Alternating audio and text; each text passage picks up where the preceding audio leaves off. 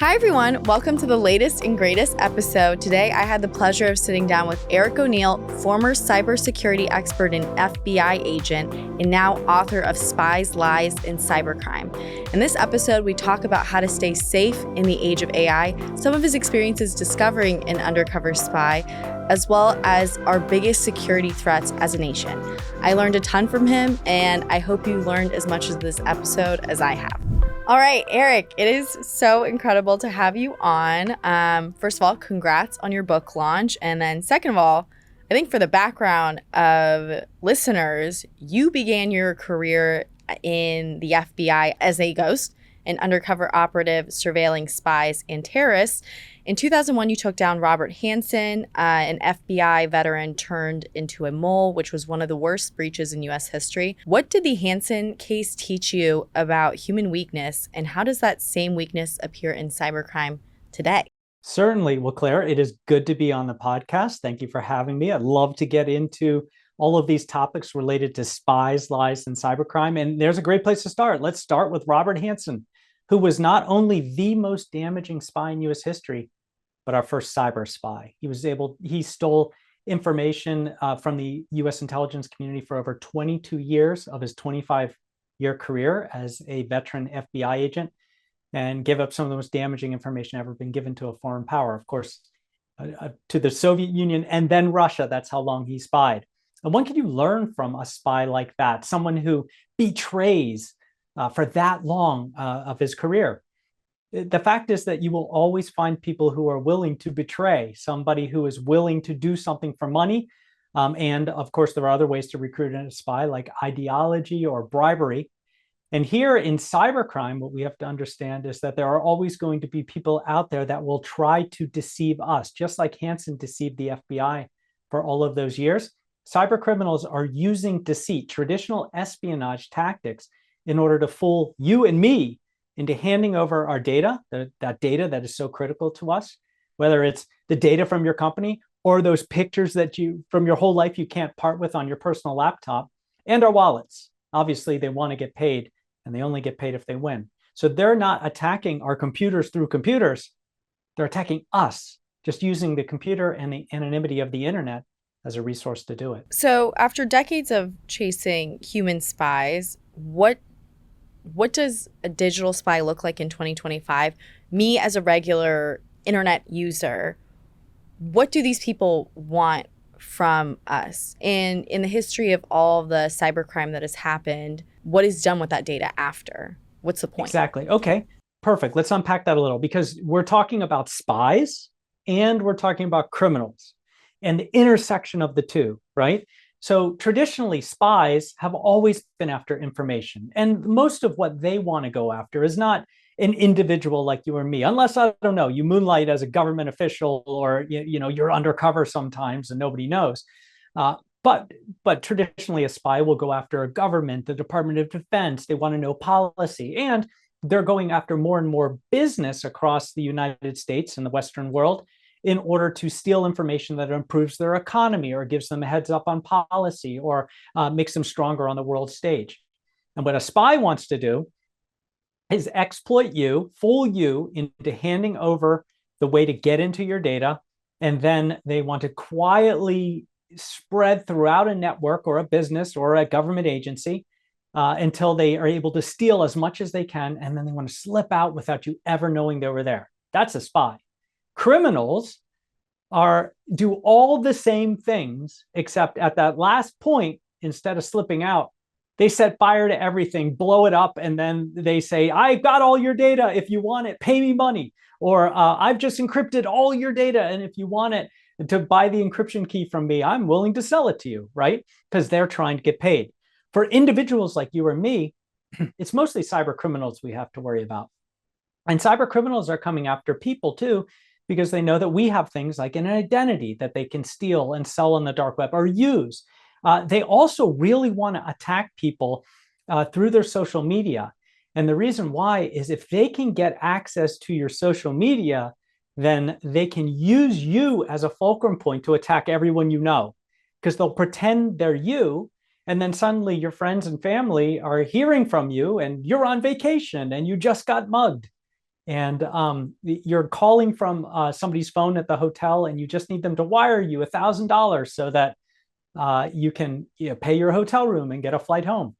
And they're even using AI to clone your voice, so everything sounds exactly like you. What can be done with all that information?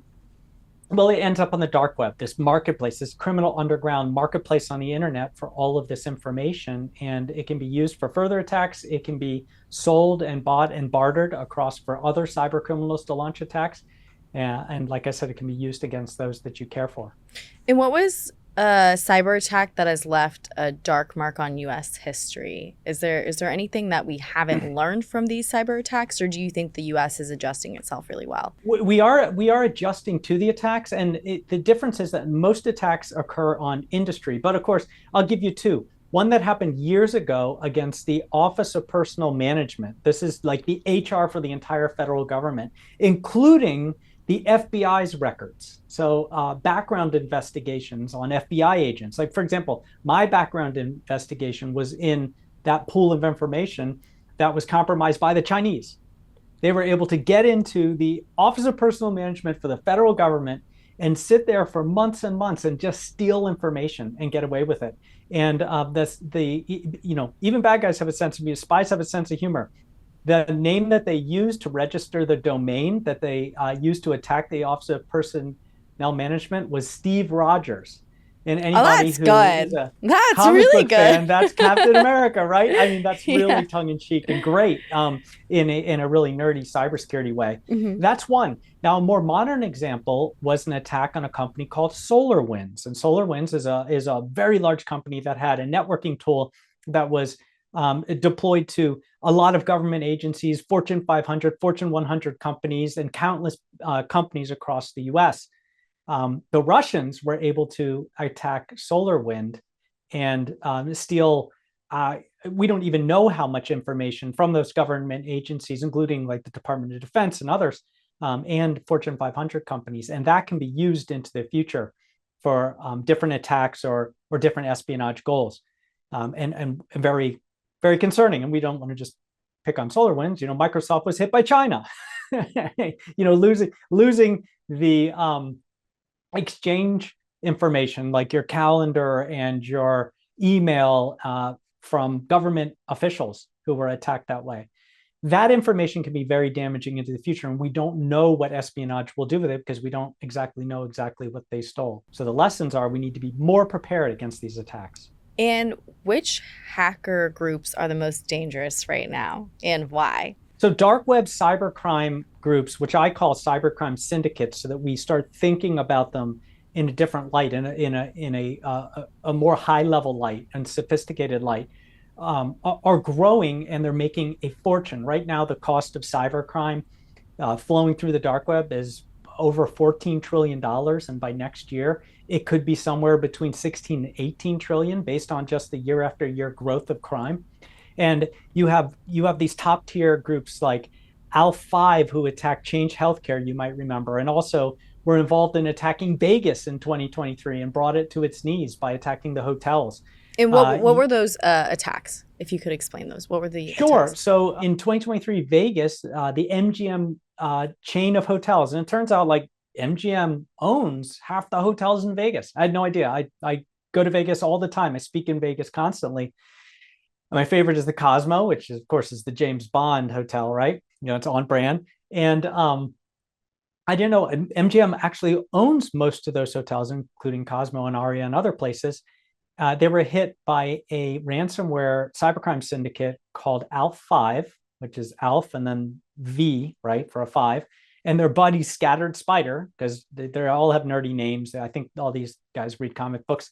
And they were with a 10-minute phone call to MGM's IT support. They were able to get the username, password, and two-factor authentication reset for a systems administrator at MGM, which means the kind of person who can create accounts, change passwords, elevate accounts, do all sorts of powerful things within a network.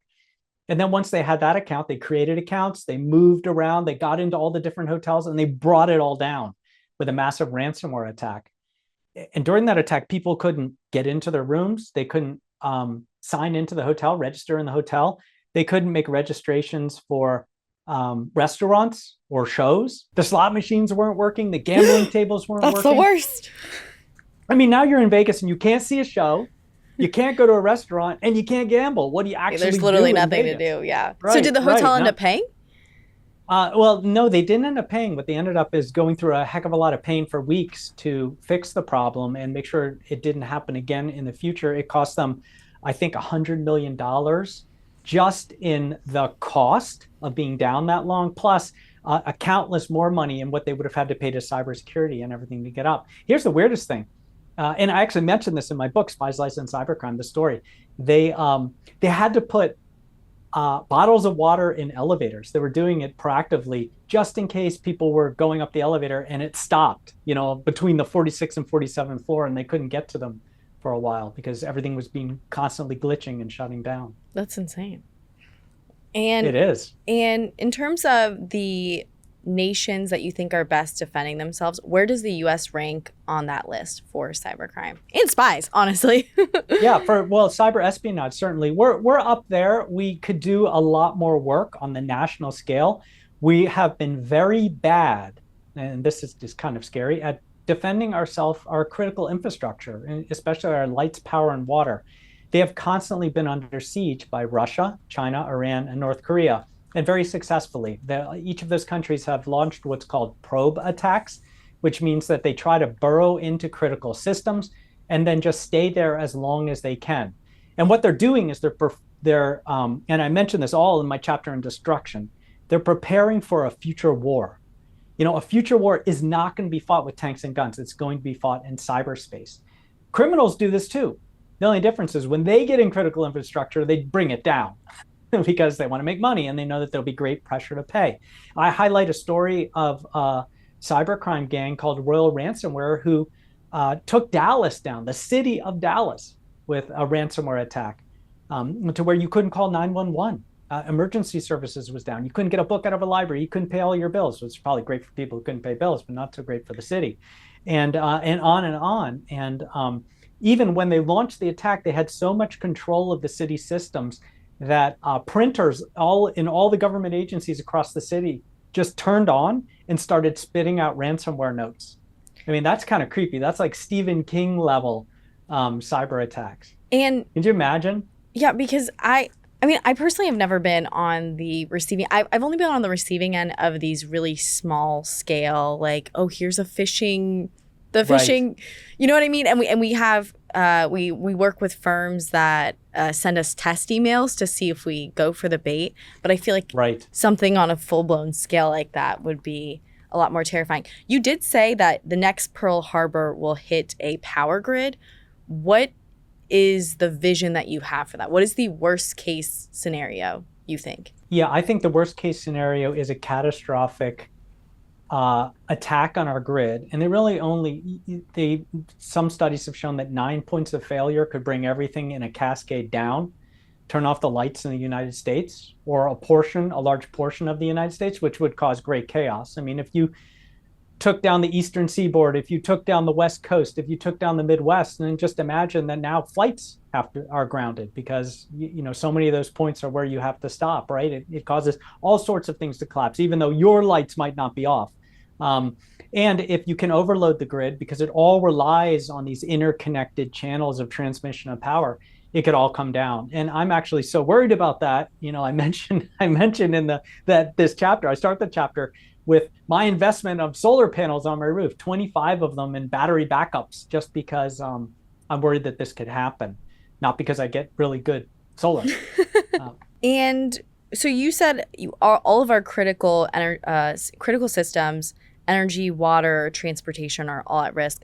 Which one concerns you the most? Right now, what concerns me the most is power. Although, telecommunications has been a pretty good target. China was able to burrow into most of the top cell networks like AT&T. I think T-Mobile was the only one they couldn't get into, Verizon, all the rest. And using a backdoor that was given to law enforcement so that they could use warrants to go in. And if you were a criminal or a suspected terrorist, look at your texts and listen to your voicemails. Apparently, the Chinese can do that too. to the point where the FBI was giving an alert that said, when you're texting, use an encrypted app like Signal or right, and don't use your phone for anything you don't want the Chinese to hear. That's basically what they were saying, and they still haven't been able to kick them out. I do have a side question. So you saying this just made me think of it. People in the U.S. complain that we are being there's too much surveillance in the U.S. And I'm curious to know, how much of what people say online is actually true? The U.S. can track every one of your steps. Like the cameras are on. There's always a joke. It's like, "Hi FBI, how are you?" When they turn the camera on, or when they open your computer. Compared to China, for example, an extremely surveilled state, how do we rank? And are people being dramatic when they say that the FBI and the CIA is everywhere, or is that just fluff? Well, the FBI and NSA, CIA really doesn't do any of this on U.S. soil, but NSA can track these things. They use it through a system of warrants and legal authority, and then they have to work directly with the company. So there's someone at the FBI, for example, or NSA. There are some ways, but for the most part, they get a warrant. And then they can look into you, and then they go through your ISP, right, your internet service provider, or your email, the company that you use with email, and provide a warrant and a subpoena, and they say, give me the records, right, and then they can look at it. There are some black box things that say the NSA can do, but to answer your question directly, we rank fairly low compared to most other countries. If you're looking at what China can do, they can look at pretty much everything, because every business is owned by the Chinese government, at least a portion of it. The UK, for example, is a far more monitored society than we have here, and many other countries in the world. I mean, if you're in North Korea, forget it. Everything you do is monitored and checked and watched. So yeah, we actually have a lot more freedom that way, and there are a lot of us, and it takes a lot of tasking and resources for these agencies to look at you. So they would really need to be looking at you. You would have to do something that draws their attention. Kind of like the eye of Sauron turns and looks at you, right? Yeah. And if you're not doing that, they don't have the resources to do it. It's not like there are all sorts of bots or programs that are constantly looking at everyone. There are things that flag certain things you might say, but some of those programs were actually dismantled because they were revealed. What do you mean revealed? So if you remember Edward Snowden, he revealed a program called Prison that was put together in order to look for people who were saying things that might lead us to believe they were a terrorist. And so if you were, it was always listening. And then if you were on your phone call, or you were sending text, or you were on an online chat room, and you were saying, I'm getting ready to blow up Washington, D.C., it would get flagged, and then somebody at the NSA would go look into it and see if you were a possible member of a terrorist cell about ready to go blow up Washington, D.C. And that was one of the things that was revealed when Snowden went in and stole half of what the NSA was doing, and then,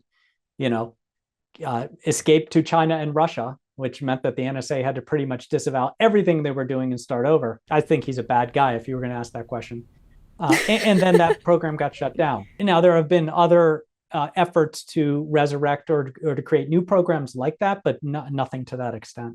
Okay. And do you think the U.S. is heading in the direction of less surveillance or more surveillance? I think we're pretty much neutral. It's difficult to do an extraordinary amount of the surveillance here because we do have a lot of privacy laws and protections, more than any other country on earth. And when people learn about these things, it becomes this big fight that makes it to state legislatures and up to Congress and in the House and our Senate. And then it gets battled over. I think that some surveillance is critical because that's how you stop the very big attacks. But too much and surveillance that it doesn't have a warrant behind it, a impartial judge or magistrate who says, yes, we think this person is a bad person, you should be able to turn their entire life upside down to find out if that's true. I'm not for that. I think that I felt most comfortable when I was in the FBI when there was a Title III warrant signed by an impartial judge that said, yes, you can look into every aspect of this person's life and even listen to them when they're sleeping. And that made it a little bit less creepy for me. Yeah. That's fair. Okay, so the next topic, I'd love to dive into deepfakes, bots in what feels like has become a really big battle for truth in the US. We saw Russian bot farms reach billions of views in 2024 and 2025, spreading Kremlin narratives before US and European elections. My first question about that is, are bots created to sow chaos or division? Is it to make you side with one side or the other, or is it just pure chaos? Right. So, there's been a lot of debate on this. I suspect, and from what I've seen in the data, that what other countries are trying to do, whether it's Russia or China, who are the main threat actors really in disinformation, is trying to sow chaos and division here in the United States. They will put out disinformation against both candidates almost equally. But why? And then, why it gets both? picked up and right. Because they want to the more that we're divided and the more focused we are internally, the less we're focused on what they're doing. I have written many things about TikTok and why TikTok is a net bad. I get a lot of scrutiny. So, and I get a lot of people get angry let's about talk that. about it. Let's talk about it. TikTok, I'm on TikTok, and I feel when I was on the app a couple of years ago, in comparison to what it has become now, it has become an extremely hateful place.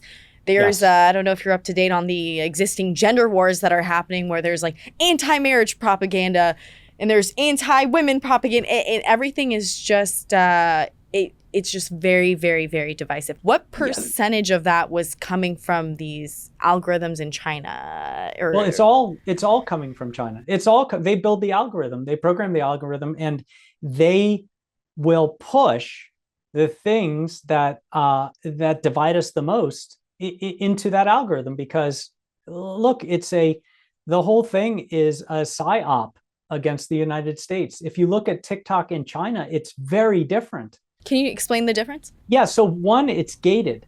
If you're a minor, you see, and you're on TikTok, you see educational things, a lot of math and science and geology and interesting things that help you learn. You don't see any of the things we see. And even as adults, you're not seeing this hyper political divisive stuff. Because they don't want to do that to their own population. Now, of course, if you're in China, everything you're seeing is very curated and controlled. Here, though, we're much more free, and it's Americans creating the content. So then everyone who loves TikTok says, "Well, we're the ones creating the content." Yeah, but what they show is all the lunatics, right? A million people might create content, and they're showing the 5% of the most extreme and bumping that up in the algorithm and sending it to people who are going to be the most susceptible to it. And so they can push this great number of people who are on that platform to think one way or another and nudge you just quietly, and it creates more division. So I've been all for the sale of TikTok, and there was Congress passed a law. The president originally was behind it and then sort of backed off when he found out like a lot of people that are on TikTok voted for me. But now it seems to be back up there, where there will be a new committee who will look at it. And what I suspect is that we'll get a watered down version of the algorithm that doesn't have the fingers on the scale, and TikTok won't work as well as it used to in feeding you that dopamine that you just constantly want to see, that keeps you up all night scrolling mindlessly through the same thing over and over again from different people. And when did you start seeing all of this happen? Like when I know now it's very noticeable, but since when has social media algorithms been used to change the way we think, change the way we act, to polarize us? Yeah, well, I think TikTok works very hard to do that, because at the end of the day, it's good for China if we're set against each other, right? Because we are competing on the world stage. We compete in espionage, we compete for military prowess, we compete for trade and pretty much everything else. So and we also have to understand that China is preparing for a potential future war. I mean, they look at all the angles, and they don't think like we do in the US and in just what's going to happen in the next 4 years when another president gets elected, or this president gets reelected, right? And at the most 8 years, and then an administration might change, and then we just sort of start over, right? Yeah. Nobody in their administration ever changes, right? They're like dictators for life, and so they're looking like 100 years down. And for them, they're Honestly, looking, okay, that's on easy mode for them because we go back and forth and back and right. forth. We just ping pong back and forth, but they're like the same thing going down, and Yeah. so they might be looking 50 years down the road to maybe we're at war with the US because we really want Taiwan. And so let's make them hate each other a lot and not have children and make all the children wimps. Yes. Yes. And Okay. then, So yeah, yes, and they won't have anyone to fight. yes, yes, yes. So there has been an increasing number of people who are single, childless, cannot buy a home, are increasingly negative, increasingly depressed, have, especially amongst Gen Z, millennials, just feel like a sense of hopelessness. And a lot of that I do genuinely believe comes from social media. People are like, no, it's just the circumstances of the world, but I feel like it's what we're fed. Do you agree Yeah. or do you disagree? And part of that is social media is not a net positive. It's a net negative. There's a reason that in my book, when I have two chapters on exploitation, and it's really focused on our younger adults and teenagers. And social media is not a good thing to put into the hands of young people. But parents are giving their kids accounts, phones and accounts as early as 6.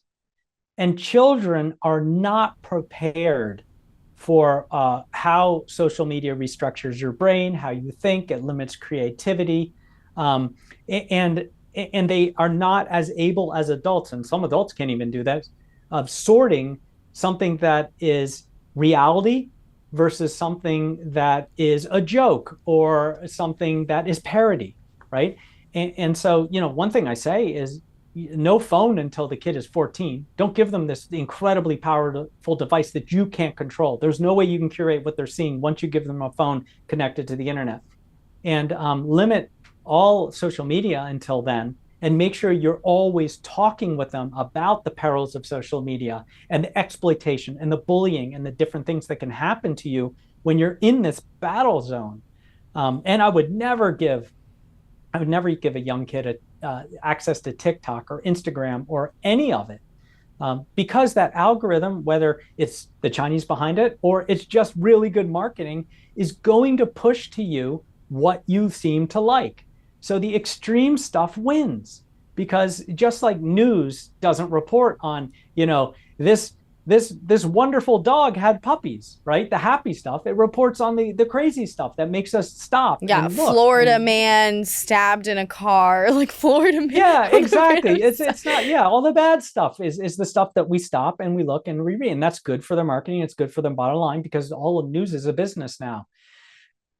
So yeah, you want to be very careful of what you're looking at and what you actually believe. And now, I mean, I've said in the book that not only is trust about to be an uncommon commodity, getting back to, you preface this with the talk about AI and how that is changing us with disinformation. Trust is now going to be the holy grail for cybersecurity.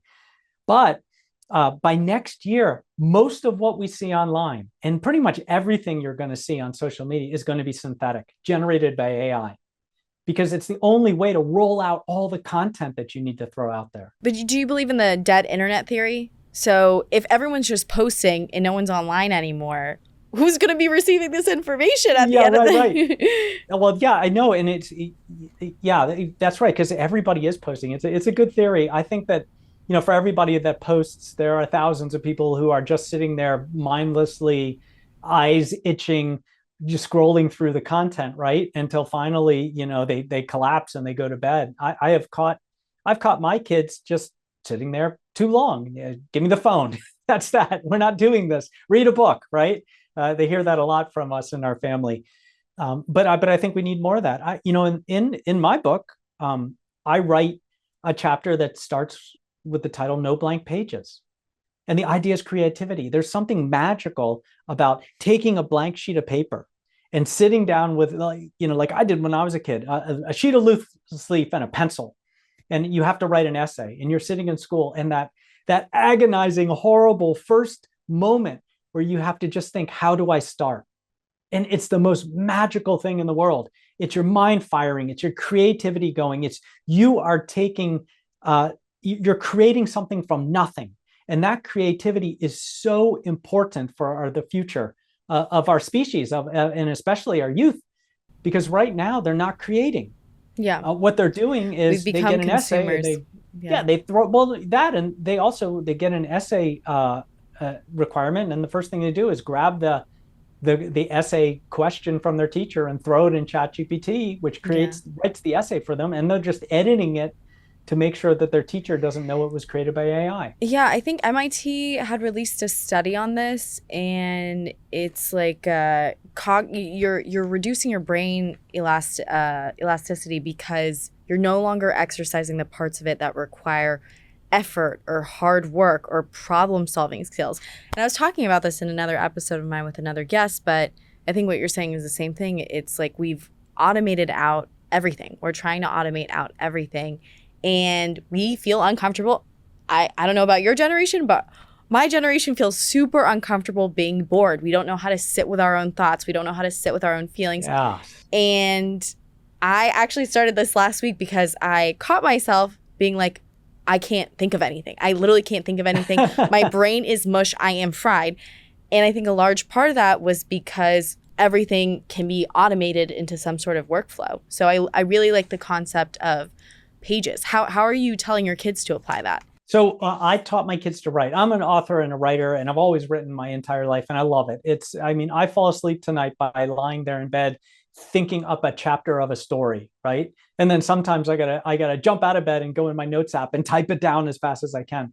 I love to mow my own lawn, and I gotta hire someone to do it, but there's nothing more boring than mowing your lawn. Going back and forth and back and forth. But I come up with the greatest ideas because the way our minds work is it never wants to be bored. It always wants to be active. It always wants to be learning. So if you put yourself in a state of boredom, your mind will take over and magic will happen. You just have to let it. But too often, as soon as we get bored, we do what? We reach for our phones, Yeah, right? because we view boredom as a bad thing. Right. And then we're playing a game, which you learn nothing. Or at least if you're doing like Sudoku, maybe you're getting better at math. But mostly it's just giving yourself a little bit more of a dopamine hit. You're not actually doing anything useful. Sometimes you need boredom in order to come up with that next great idea. And with my kids, we don't let them use AI to do any of their work. Now we'll let them use it to check things, and we control it. But they've all won writing contests, and I think part of it is because they're the only ones who actually write anything themselves, and so they've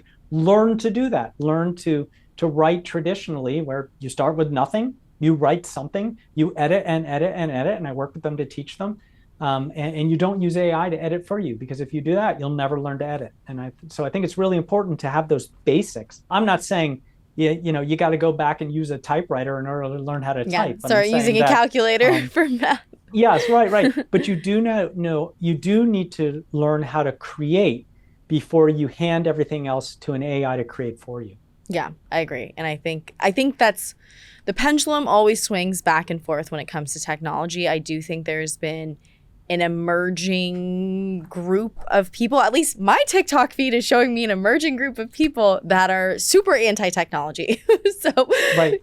Yeah, the Luddite movement is real. I know people in cybersecurity, because of the prevalence of attacks, who are using computers to do a lot of their work, especially intellectual property or patent type stuff that aren't connected to the internet, right? Like old school stuff. So cybersecurity people, I have one, but I'm a public figure and I'm on stage all the time, so I'm doomed anyway. But if you call them on their phones, it gives you the robo answer. They don't even use their own voice, because it only takes a few seconds of voice now to create a clone that can create an AI avatar. So moving back to, I really appreciated that little side bit, but moving back to how people can stay safe. So the data has shown that 60% of people misidentify bots. What are things you can look out for as someone who does consume social media, who scrolls, for fake information? And how can you fact check information? Because most people read what they see on the internet and believe it as true. Right. It's getting harder and harder. And one of the problems is that you can even get put into a liar's bias, where you might see something true, and then people can say, well, I don't want to believe it, even though I know it's probably true, so I'm just going to call it a deepfake, right? So even truth could be called, you have a way to rationalize truth away as a fake, right? Yes. And that's what we're going into. It's the crazy world we're going into. First of all, don't trust anything you see online, because it's so easy to manipulate, and it's so easy now to create using a deepfake. You have to start with a I don't trust it and find a way to trust it. Like, is this real? Oh, so reverse it instead of. We're reversing it. Yes. Got it. Yeah. But I think that's the problem. I feel like people have just gotten lazy with how they get their information. You literally, there have been videos that are sent, did you see this? I'm so outraged. I'm like, that's not real, or vice versa. Constantly. Yeah. Yeah. Yeah, and I've used AI to find out if something was created by AI. Like, is this real or not, right? And it's like, no, it's not. And here's how it's been debunked over the years. And like, give me your research. Let me know. You have to be careful with AI, because AI is like a puppy. It just wants you to love it, and it will give you the answer you want sometimes. So you have to be very careful with AI as well when you're using it. But what can be your source of truth? If nothing is true, then what is truth? Right. Well, you even have to be careful with traditional media, because that there's so much bias in there as well. What I do is I listen to a variety of podcasts on all sides of the political aisle, if we're looking at politics, right? And I just kind of pick what's in the middle, right? So I listen to a bunch of stuff on the left, and I listen to a bunch of stuff on the right, and I see what's in the middle. I listen to a lot of boring things like C-SPAN, so I can hear directly what's coming out of Congress. As opposed to something that someone's distilled or created or thrown out there. I don't rely on anything on social media for news or for real factual information. I always look up to find the source myself. And because I'm an attorney, I will pull legal records. If everything I wrote in my book, I went back and found from original sources, and then I put an index in the back to make sure I'm right. The scary thing is that people publish things as fact. And because just about anybody can become a reporter now, right? Or a journalist, because I have my own podcast. So now I'm a journalist, right? Yeah, it's very easy to become an expert on the internet and sell a course. Yeah, you can exactly. I'm an expert. And because I said this, you should believe it. And then it goes viral and everybody believes it. But you're just a dude, right? Or a guy, or you just came up with something and you threw it out there and it went viral and you're like, yay, I got likes. But what really happened is you just created misinformation and people are believing it. And then people are creating misinformation off your misinformation. To give you an idea of how spies do this, what they do is they create stories from whole cloth, right? And then they create the backup to the stories. So they've created not only the fake story, but they've created the evidence for the story. And then what they do is they use these fake cutouts, right? Like these fake identities who look very professional, like I'm a professor or I'm an expert in this. And then they do what's called information laundering through legitimate media. So they send it to their favorite reporter as an expert, and here's all my research, and I did all this. And because we're all getting lazy, sometimes the media will report on it like it's a legitimate story, because there's no real investigative journalists anymore. Investigative journalists are super rare. And then now you've got Russia, who wants to create a story to fool people, and they've laundered it through a real media person. And they use a lot of people that are online on YouTube and Facebook, which is where you see a lot of this. And it's not always just a bot doing it. And you go to your favorite podcaster, you go to your favorite reporter, and you see a story that's just disinformation. And if we're not constantly fact checking and constantly doing our work, that's how it can get laundered into the public consciousness without us even knowing. And what are some examples of when you were in the FBI of these kinds of stories? Like, give us a crazy story. Yeah, well, most of what I did when I was in the FBI was undercover hunting spies and terrorists out in the field. I was a field operative. Mm-hmm. So I wasn't really hands-on keyboard in the FBI until my last case. But I mean, I would hunt spies all over the place, and they would try to hide in plain sight, and they would try to do things in plain sight. Like, I tell a story in the book that fortunately the FBI gave me permission. I was afraid they'd cut like all sorts of things. But in this story, we had to follow this guy into a park, in winter when there were no leaves, there was no cover, and we thought that there was potentially going to be a meet. So we need to figure out a plan. And I tell the story in my methodology for how you can plan ahead of the event. And so we had a plan to capture this guy on film with whoever he was going to meet, this spy, where he was meeting an asset. without them knowing we were doing it in a park that had no leaves, right? So there's no cover. So fortunately, at the time, I was paired up with a female ghost, a female undercover operative, and so we decided we're going to make it a date, and we're hiding in plain sight, and we held hands, and it was weird because we were just colleagues, but you're playing that role. Like it happens on TV, it happens in real life too, and then when we finally got to the spot, we got to the spot ahead of them. We had looked at the park and we figured it must be the amphitheater. It's really the only place in the middle of the park to meet with benches and stuff. So we were there ahead of them doing this whole like photo session where, she was posing, I was taking pictures of her. And of course, there's the meet happening, sort of middle of this photo session. And I'm really photographing the two of them meeting. And then, of course, they looked up and she kisses me really quickly and impulsively. And we played it off that way. So those are sort of some of the crazy ways that you can use deception in spycraft, but also in investigations. And if you could design a single global security accord for people, for governments to work together with, what would it be? What would that look like? Certainly. I think that a great place to start, and something that's been tried, but not on that kind of scale, would be an agreement, a treaty, an agreement where every country would police their own cybercrime. And that if a country determined that there were cyber criminals operating and could provide that evidence, then the law enforcement in the offending country would actually move to provide justice, right? And that might not be extradition. Everybody prays on the US. We don't want all your bad guys, but we want you to put them in jail. What happens far too often is, we'll go to China and we'll say, your cybercrime gang just stole, $50 million from this company. And they'll be like, stop being so hysterical. But we'll say, no, we have the IP addresses. Like this happened. We know where they live. Like, here's a satellite image. This is where they are. China's like, don't be so ridiculous. That's not happening. Our cyber criminals aren't attacking you. They just deny it because they don't want to deal with it, and they kind of like it. But they kind of like it. What does retaliation look like for something like that? Because you like you said, you can't really retaliate against the country because it's a whole separate entity from the country. So the only thing we can do really is, we can put restrictions on trade. We can cause all sorts of problems there. It's really all we can do country to country. But I think that that would be good for everyone. The problem is that it's kind of good for their economy, and Russia certainly looks the other way. North Korea, I mean, they're just robber barons. They steal, and that's how they keep their economy going. The government is complicit in the crime. So, I mean, how are you going to tell countries like that? Now, it does work in certain places. We've done very good work with Nigeria, where, like, I think cybercrime was born.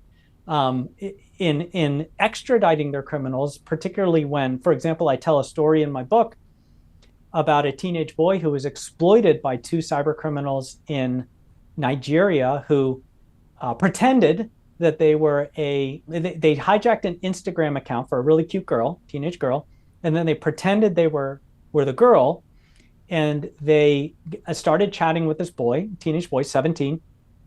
This is a terrible story. And they sent him a naked picture and then said, now you send one to me. And because they're teenagers, he did.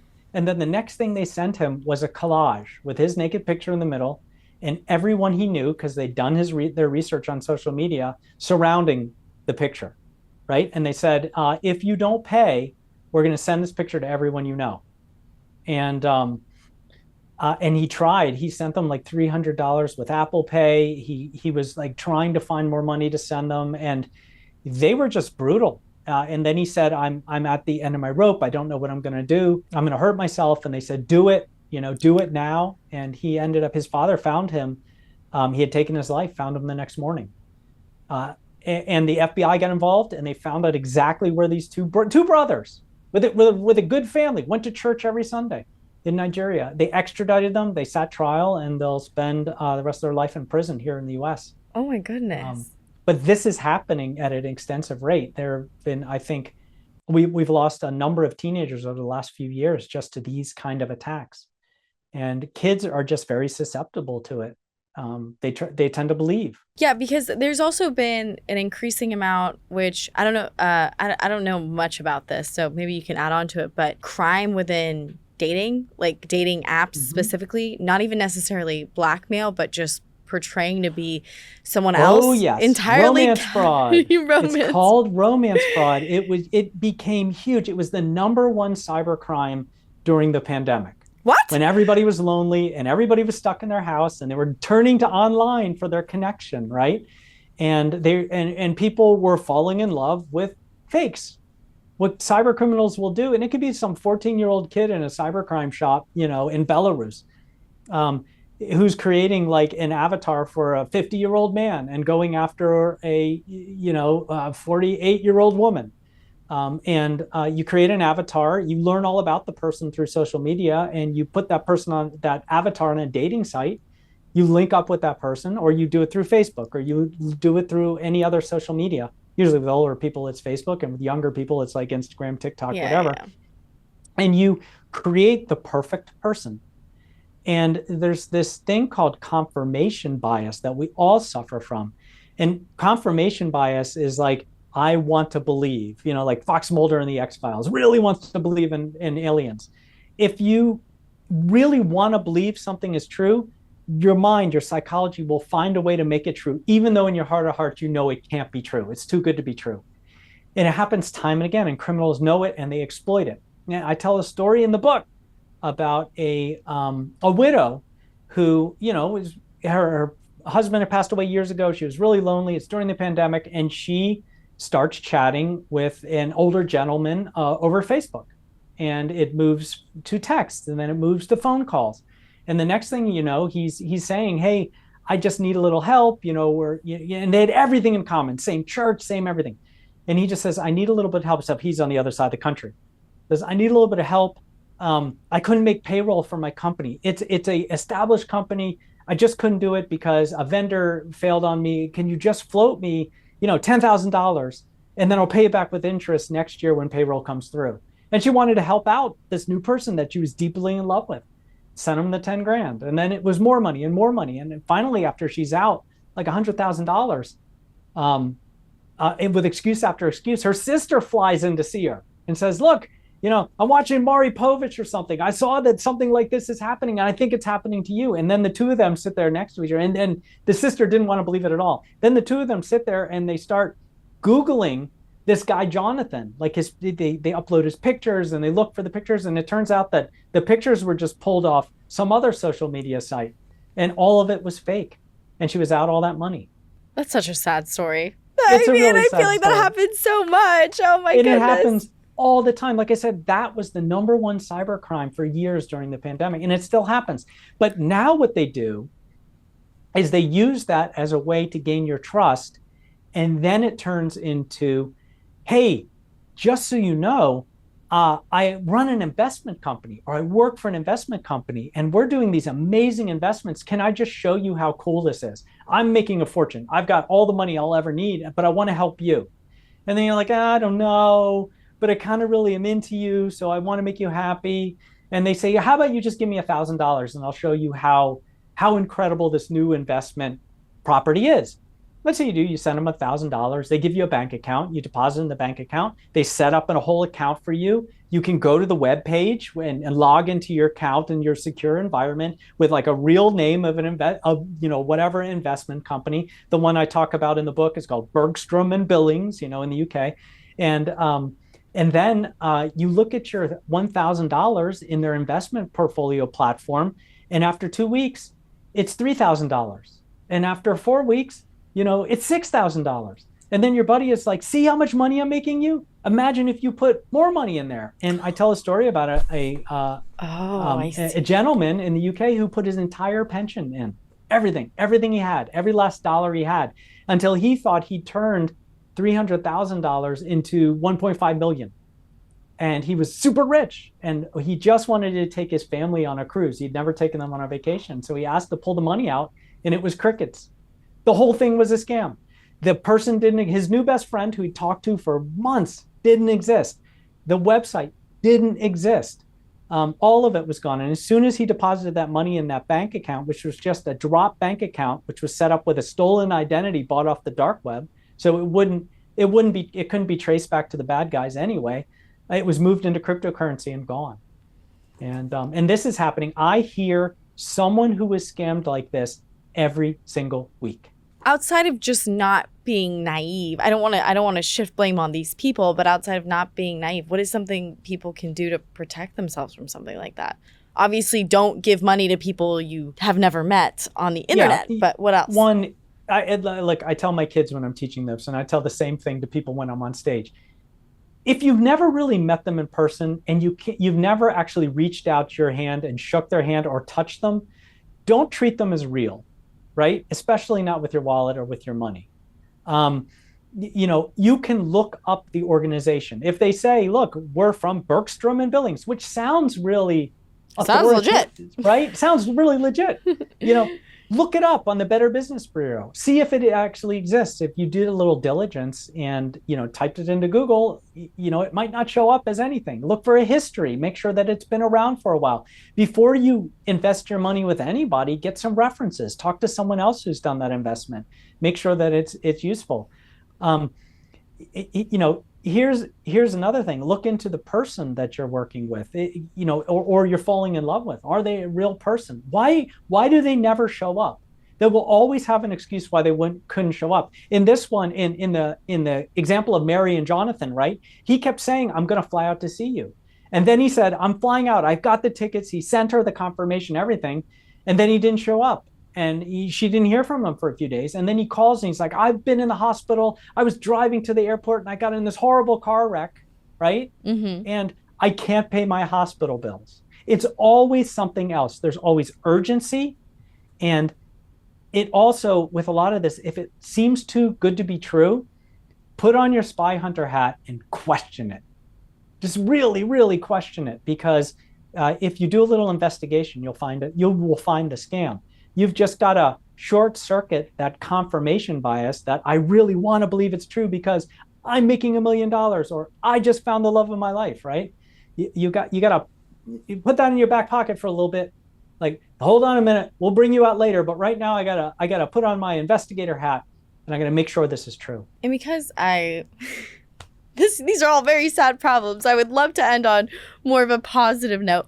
What is some of the technology that you've been most excited to see or hear about that is coming out to protect everyday citizens against these sort of scams in cybercrime? Well, one of the great things, I have a company called NexusSure, and we do cybersecurity advisory work. And so I'm very tied in. I've been tied in for the last 25 years into cybersecurity companies and looking at and helping to develop as a national security strategist some of the cutting edge cybersecurity.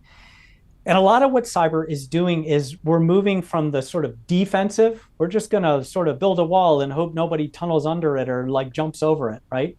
To offensive. It's actually hunting. It's out there. Cybersecurity is being deployed to go out there and hunt the threat, to find the bad guys, to learn about the attacks and stop them before they do a huge amount of damage. One of the neatest things it's deploying now is AI. So cybersecurity is using AI to move faster than a human can conduct the analysis to find the bad guys, especially if they land in your system. And that can be deployed on a personal level as well. We have identity theft managing that helps us see when someone has done something like stolen our email account or has stolen our social security number. We can deploy our own cybersecurity. Obviously, there's all sorts of things that you can install and buy. And I recommend certain things in my newsletter that can help you. But I got to be honest with you. Technology is not going to solve the problem. It helps and it aids, but really what solves the problem is you and I and all of us have to be smarter about what we're doing online. Yeah, you said education, right? Education. It's the whole reason I wrote the book. The book from start to finish, everyone who's read the book, all my beta readers, and so many people are calling me and emailing me and reaching out to me with DMs to say, I read your book, someone tried to scam me, and I caught it. Right. And because in my book, I use the term, I told the bad guy to pound sand. Everybody uses that. They throw that. I told the bad guy, go pound sand. And it's the most edifying thing in the world for me as a thought leader in cybersecurity and an author, that I'm helping people. I'm teaching them. I'm training them to think like a spy hunter. all through like a really thrilling story. So how can people support you? And where can people? Certainly. Yeah. Well, go buy my book. And if you want to read a physical book, which people still like those, then that's wonderful. If you buy the book through my website, you can buy it through this wonderful bookstore that I love, my local bookstore, who has a ton of signed copies and will send you out a signed copy of the book. If you liked my voice a lot during this podcast episode and you think it could help you get to sleep at night or get through a long suffering drive, I do the Audible version myself. So I narrated that because people like to hear the author read their own book. And of course, the Kindle version. It's available everywhere books are sold. Or you can go to my website, ericoneal.net. And that's with two L's. And I hope everybody will sign up for my weekly newsletter. It's the companion to the book. It's also called Spies, Lies, and Cybercrime. It's completely free. It only comes out once a week, but it looks at the most current cyber attacks, future of tech, things that you need to know that are fascinating. It's once again a storytelling, and then it has the cybersecurity tip of the week, the craziest AI thing you need to know about, and all sorts of fun goodies. It's taken off and it's exploding, and it's a great community of people who also support each other to protect each other from cyber attacks. And that's just ericoneal.net/newsletter. Amazing. Well, thank you so much for coming. It was a real pleasure to have you. We did not get through half of what I wanted to get through. That's okay, Claire. There's so much to talk about, and I'm happy to come back and go through the back half. Amazing. And continue the discussion. Awesome. Thank you so much. Thank you.